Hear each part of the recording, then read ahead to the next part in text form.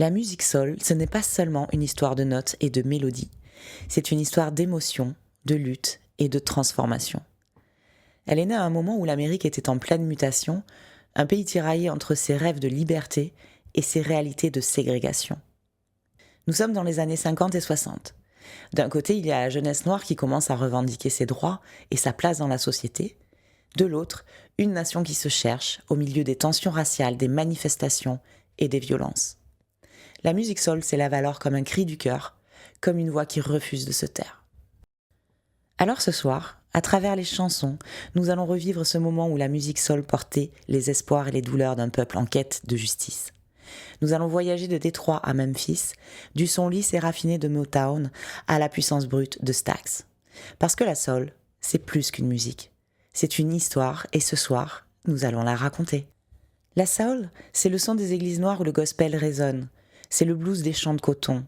C'est le jazz des clubs enfumés. C'est une musique enracinée dans l'expérience afro-américaine, celle de la douleur, de l'espoir et de la résistance. Et c'est au cœur de cette époque agitée que naissent deux labels qui vont changer le cours de la musique, Motown et Stax.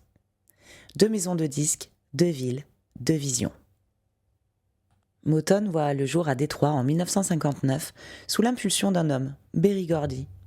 Gordy rêve de créer une usine à tubes, une maison de disques capable de produire des chansons qui parlent à tout le monde, peu importe la couleur de peau. Et il y parvient. À Motown, chaque chanson est travaillée, peaufinée, polie, pour plaire au plus grand nombre.